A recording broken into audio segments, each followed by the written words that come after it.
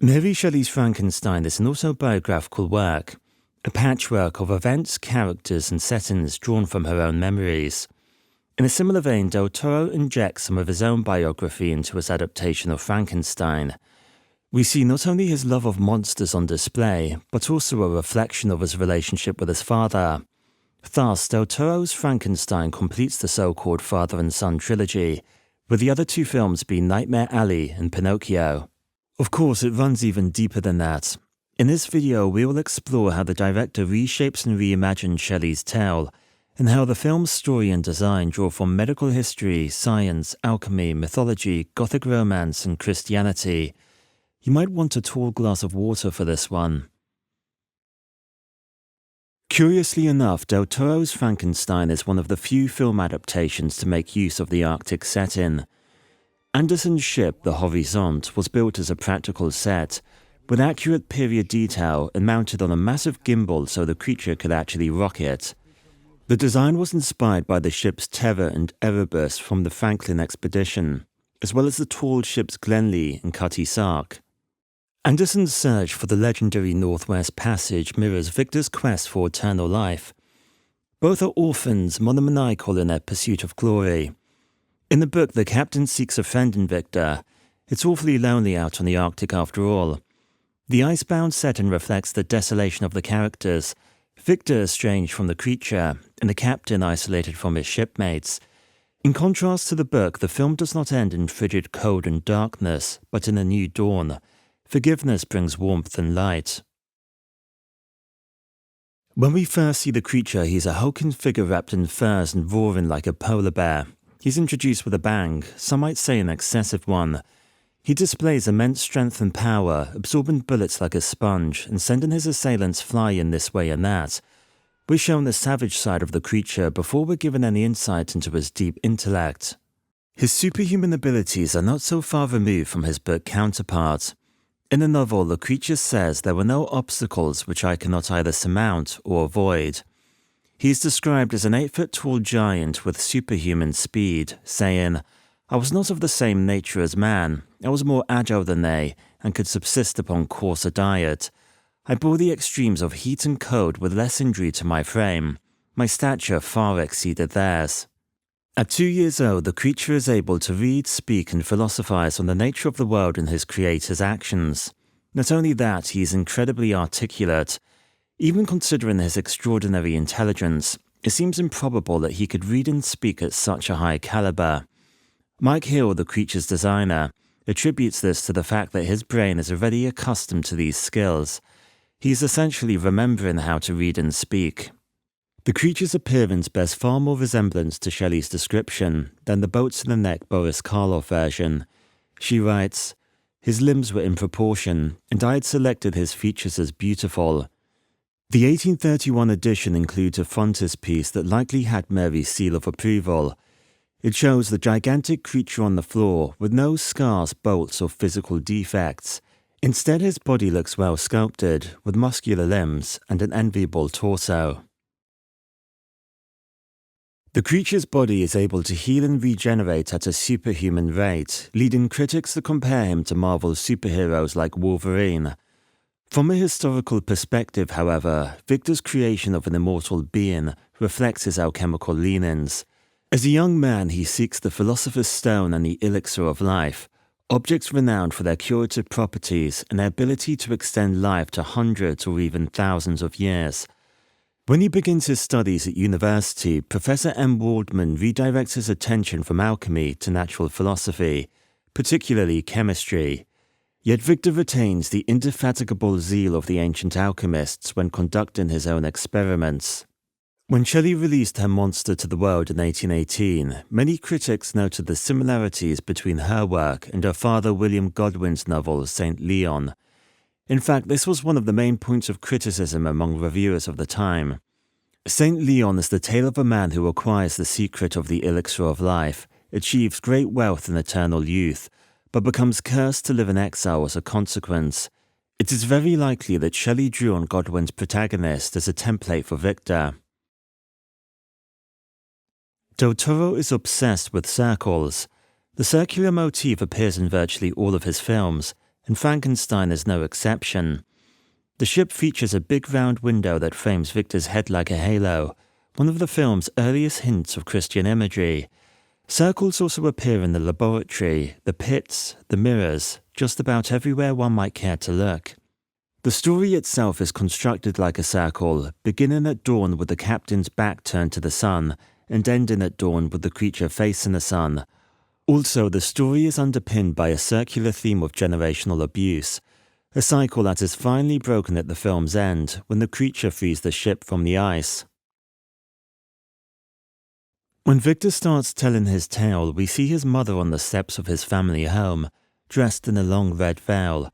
She's played by Mia Goth, who later appears as Elizabeth, the fiancée of Victor's brother William. The casting and costuming of Claire were influenced by an Oedipal dream sequence from the novel. It begins, "I thought I saw Elizabeth in the bloom of health, walking in the streets of Ingolstadt. Delighted and surprised I embraced her. But as I imprinted the first kiss on her lips, they became livid with the hue of death. Her features appeared to change, and I thought that I held the corpse of my dead mother in my arms.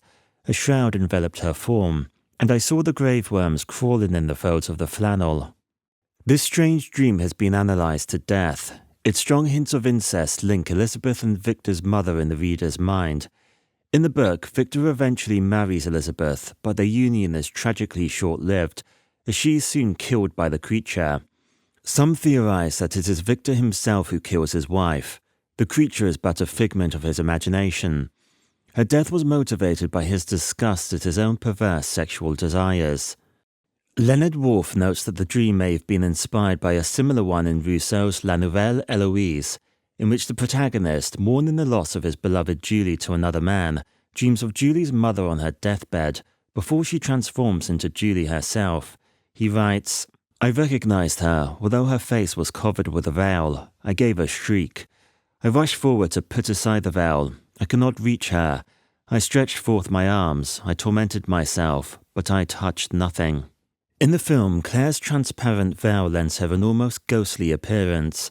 The color red is significant. It serves as an omen of death and destruction. When Elizabeth is killed on her wedding day, she wears a red crucifix and wears her long auburn hair down, completing the circle. Claire dies while giving birth to William. In the book, William never lives to be more than 10 years old. Del Toro fleshes out his character, but still retains an age gap between him and his older brother, which is about 16 years in the novel. In contrast to his brooding demoniacal brother, William is practically a saint. Much of this stems from their upbringing. William was treated as the golden child, while Victor endured relentless punishment from their father. The brothers share an almost Cain-enabled dynamic. In opposing ways, they illustrate the Godwinian idea that people are not born evil, but become so through the actions of others. Regarding Shelley herself, it is worth noting that her father, brother, and infant son were all named William. While she was writing Frankenstein, her son would have been crawling about the room, which makes her decision to kill the child in the book all the more curious. In the film, Victor's father bears the aristocratic-sounding name Leopold, which means brave like a lion. His mother Claire was likely named after Claire Clairmont, Shelley's stepsister. Like the age gap between Victor and his brother, there is a noticeable difference in age between his parents, which also aligns with the novel. In the book, Victor says that when his father became a husband and a parent, he devoted himself to the education of his children. However, there is no indication that his father was a strict teacher, as he says, "No creature could have more tender parents than mine." Leopold, played by Charles Dance, is a different beast. He treats Victor like an object rather than a human being. His education is exacting and abusive. This echoes Shelley's relationship with her father. He was said to be a strict teacher, even while Mary idolized him.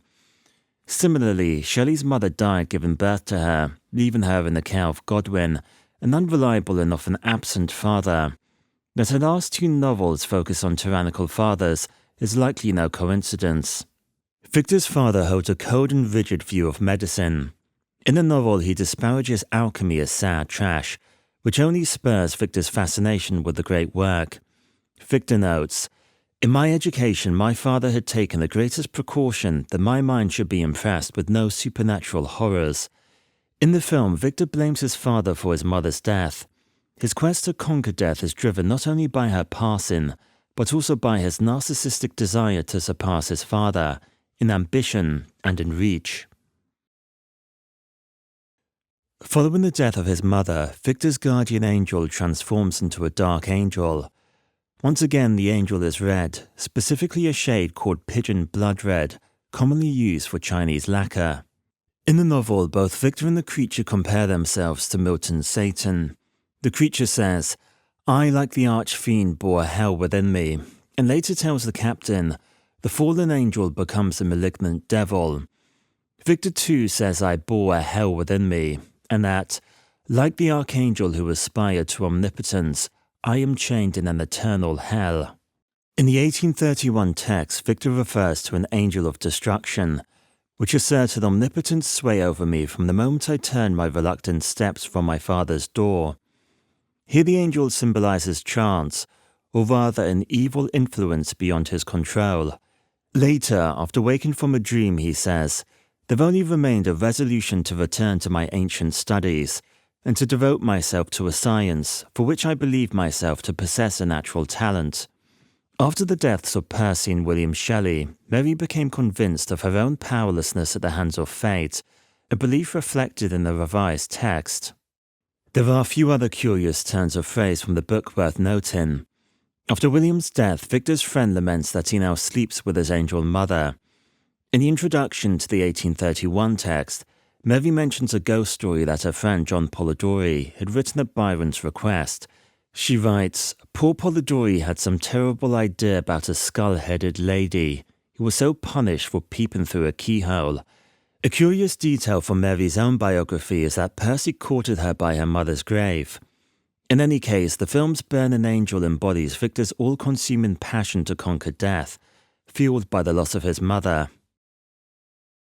I had originally prepared this chapter under the false impression that Victor throws around a red apple, but I guess that was just wishful thinking, as it turns out to be merely a red ball which he throws around the theatre hall. As the director says in the video from the New York Times, the red ball is a symbol of his mother's death and his quest for immortality. Victor's cravat is also red, as are the batteries he uses for his little experiment. What's more, the theatre is circular, the ball is circular. This scene gives us a taste of Victor's magnum opus, the birth of the creature in his gigantic laboratory. Mary Shelley mentions Galvanism in the introduction to the 1831 edition, writing, "Perhaps a corpse would be reanimated. Galvanism had given token of such things." In that same edition, Victor is visited by a man of great research in natural philosophy, who explains a theory which he had formed on the subject of electricity and galvanism. Galvanism, defined as electricity produced by chemical action, was pioneered by Luigi Galvani, an Italian biologist famous for making the leg muscles of dead frogs twitch through electrical stimulation. Galvani concluded that frogs, and indeed all animals, possess something called animal electricity inherent to their bodies. Perhaps this was the same vital warmth with which Shelley induced her creature. Electrical demonstrations were designed to entertain audiences just as much as to educate them. When Galvani's nephew Giovanni Aldini took up his uncle's mantle, he used voltaic batteries to stimulate his animals. Yet the trick was grown stale, and his audiences were fast losing interest, so he turned to human subjects instead. Aldini obtained the heads and bodies of dead criminals from the executioner's scaffold.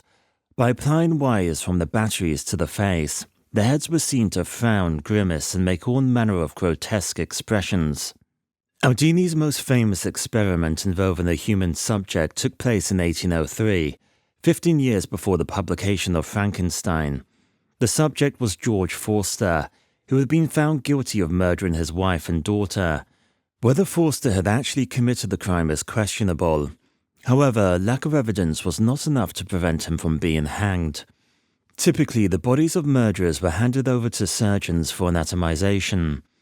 But after a brief incision in the chest, Aldini managed to obtain the body for his own electrical experiments. For those unfortunate enough to have missed the live demonstration, Aldini published his own account of his experiments on Forster. In the first experiment, the jaw began to quiver, the adjoining muscles were horribly contorted, and the left eye actually opened. In the third, the contractions were so strong as almost to give an appearance of reanimation. In the ninth, he cut open the chest to excite action in the heart, but not the slightest visible action was induced. The audience, however, was another matter. Mr. Pass, the beadle of the surgeon's company, who was officially present during the experiment, was said to have died of fright soon after returning home. Just a few months after Frankenstein was published, Dr. Andrew Ewer caused a similar public sensation when he experimented on the body of Matthew Clydesdale. His first experiment involved an incision in the nape of the neck to access the spinal marrow. One rod was applied to the marrow, another to the sciatic nerve. The resultant movement was said to resemble a violent shuddering from cold. The second experiment produced laborious breathing, with a continual heaving and falling of the chest. The third threw the whole face into a violent convulsion, with rage, horror, despair, anguish, and ghastly smiles, uniting a hideous expression in the murderer's face, and causing one gentleman to faint.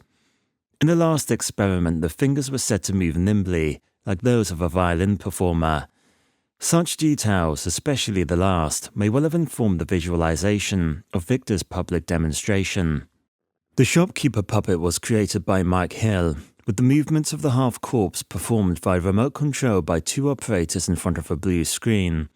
The smooth stitching of the body prepares the viewer for the creature's eventual appearance. The first and only mention of Prometheus in the script is spoken by Harlander, an arms merchant and Victor's benefactor.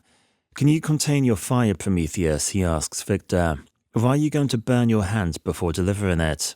There are two popular versions of the Prometheus myth.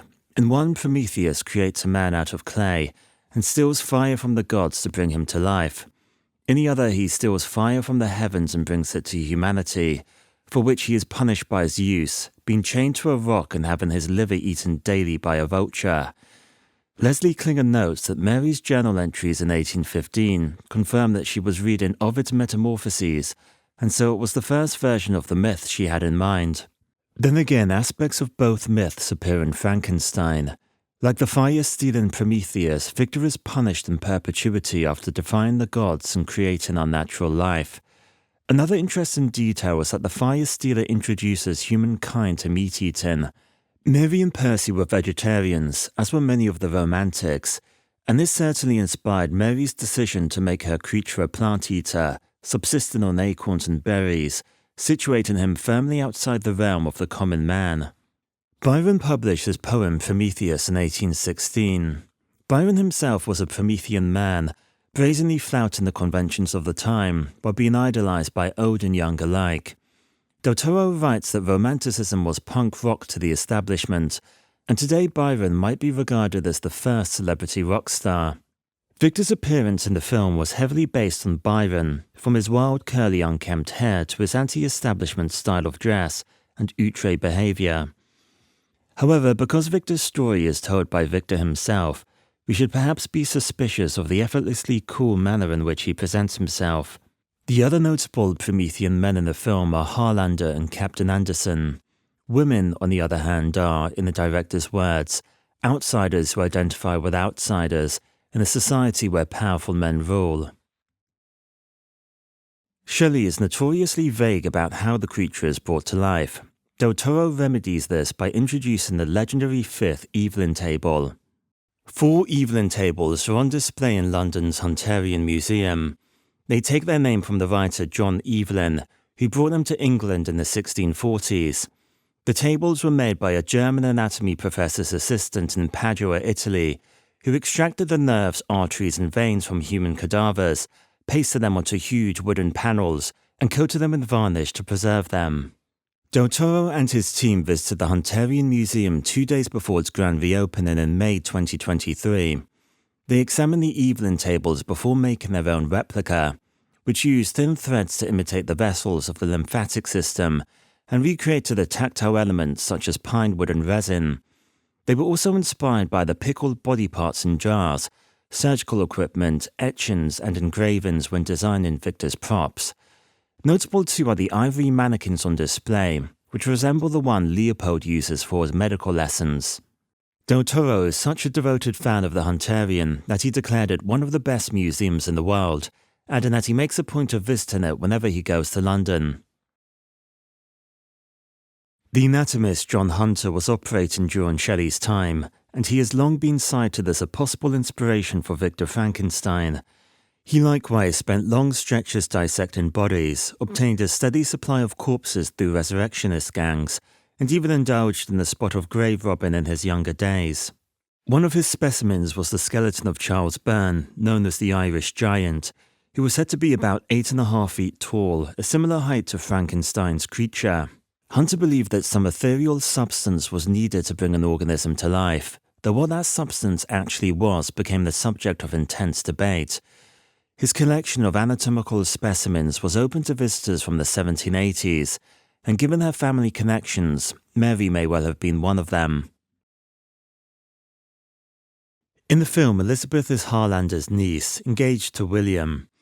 In the 1818 edition of the novel, she is Victor's cousin and fiancée, while the 1831 edition makes her an adopted orphan instead, thereby softening the incestuous undertones.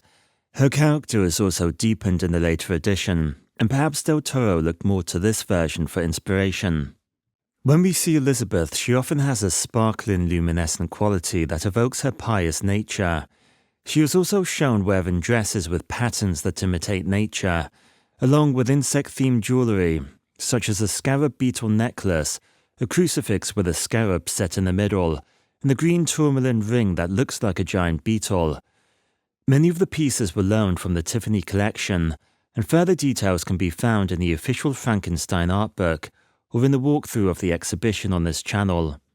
Interestingly, Victor calls her playful as a summer insect when introducing her in the 1818 edition, and later uses the same word to disparage the creature. Similarly, the film identifies Elizabeth with the creature early on, through imagery of beetles and beetle wings, her feathered headdress, the moth-like patterns on her dress, and so on. Another association the film makes early on is that between Elizabeth and Victor's mother. The pair, along with Victor, are the only characters shown wearing red in the film. In the book, Victor's mother is the first face the creature gazes longingly upon. In the film, the creature's feelings towards Elizabeth are far more tender and pure. That purity is reflected through the whiteness of their wardrobe. Sporting both red and white, Elizabeth acts as a bridge between Victor and the creature. Although Shelley does not specify when the novel takes place, experts have deduced that Victor creates his creature in 1793 and relates his story to the captain in 1799. The film, however, pushes the timeline forward by around 60 years, setting the bulk of the tale against the backdrop of the Crimean War. It's on the battlefield that Victor acquires a wealth of bodily specimens. These bodies have suffered grievous war injuries, which explains why the monster has been assembled from different parts. As we've already noted, real-life galvanic experimenters obtain their corpses from public hangings. Aldini's description of his experiment is echoed in Victor's narration, as he describes the opening of the dull yellow eye and the convulsive motion that agitated its limbs. The scene is presented much like a fever dream, leading some to speculate that Victor never truly animated the corpse and is instead recounting one long, horrific nightmare. One striking feature of Victor's laboratory is a giant stone Medusa head set in a circle.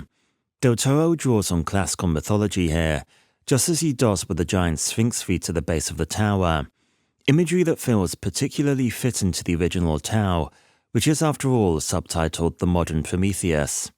Speaking of the Gorgon, the director said, "To me Medusa is a misunderstood monster.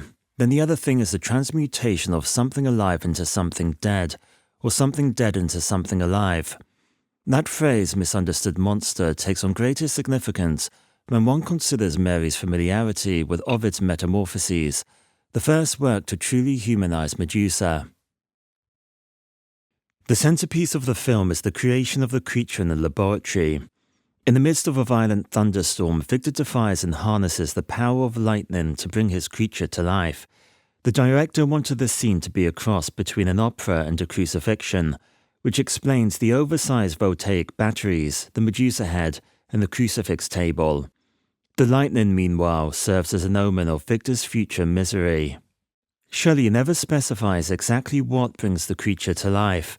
Victor simply says, "I collected the instruments of life around me, that might infuse a spark of being into the lifeless thing that lay at my feet."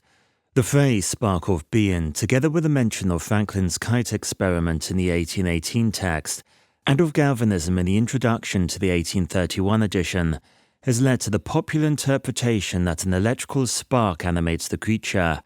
For filmmakers, the lightning provides a golden, or perhaps silver, opportunity to dazzle the audience with an array of special effects, which are mostly digital in Del Toro's version.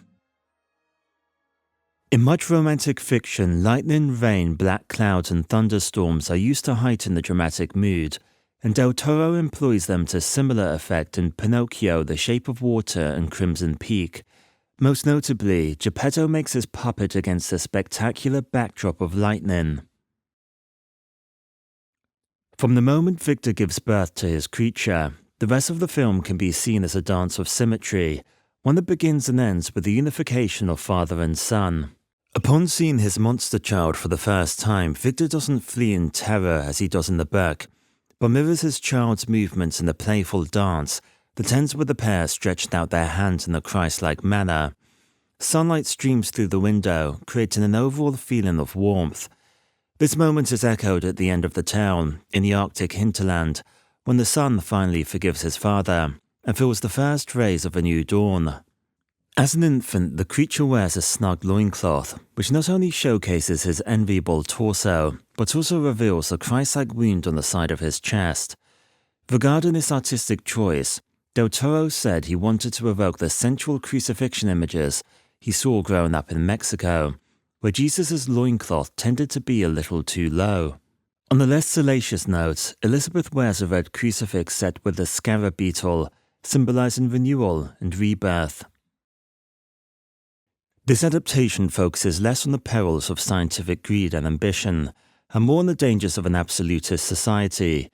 Prejudice and unreason drive people to commit evil deeds, or as Percy wrote, "Treat a person ill and he will become wicked.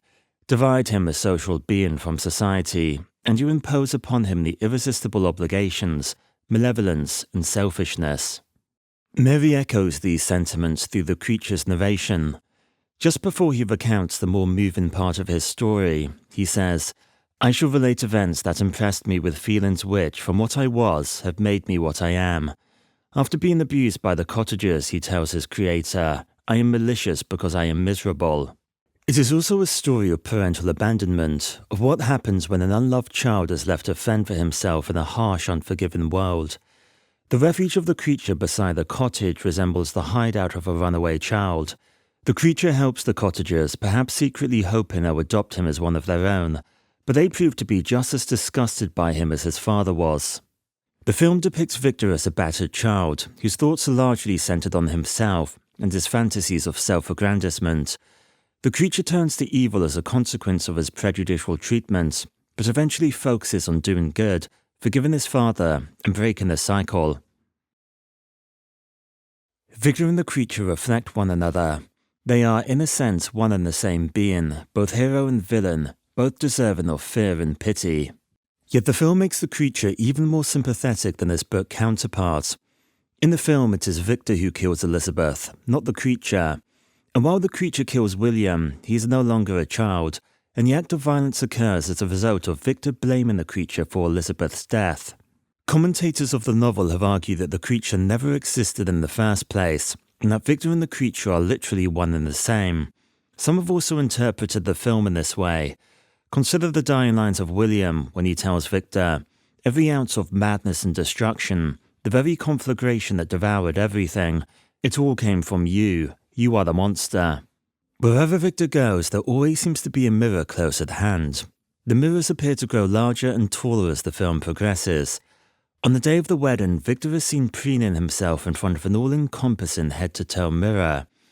The obvious point to draw here is that Victor becomes increasingly self-involved as the film progresses, until he is finally forced into a moment of genuine self-reflection. Mirrors reflect how characters see themselves and how others see them. After meeting the creature, William describes him as askew, like a figure peeking around a funhouse mirror. The creature shares the same distorted view when he sees himself in the transparent pool. In the novel, at the sight of his reflection, he becomes fully convinced that I was in reality the monster that I am, before turning away from himself in disgust. The contrast in ways in which Victor and the creature view their reflections, and how others view them, play a crucial role in their interactions with society. Victor loves himself and being the center of attention. The creature meanwhile hides in a hovel, and spends most of his existence skulking in shadows or quiet corners. Victor represents Narcissus, the young man in love with his own reflection, while the creature represents the polar opposite. Mirrors bring to mind another famous monster from Gothic fiction. Count Dracula is not the first literary vampire. That accolade goes to Lord Ruthven in The Vampire, written by John Polidori. Polidori wrote the story following discussions with Byron and the Shelleys at the Villa Diodati. Holed up together during a wet, ungenial summer, Byron challenged them each to pen a ghost story. Mary came up with Frankenstein at the same time that Polidori wrote The Vampire. In the novel, following the death of the infant William, Victor considers the creature my own vampire, my own spirit let loose from the grave, and forced to destroy all that was dear to me. But this reflection is no more than the self-pitying delusion. William's dying lines in the film could be a direct response to this, an attempt to shake him out of the delusion. Victor is so consumed by his own victimhood that he fails to see himself as the vampire. Hopefully you finished your water by now. If you enjoyed this video, please consider liking and subscribing. Thanks for watching.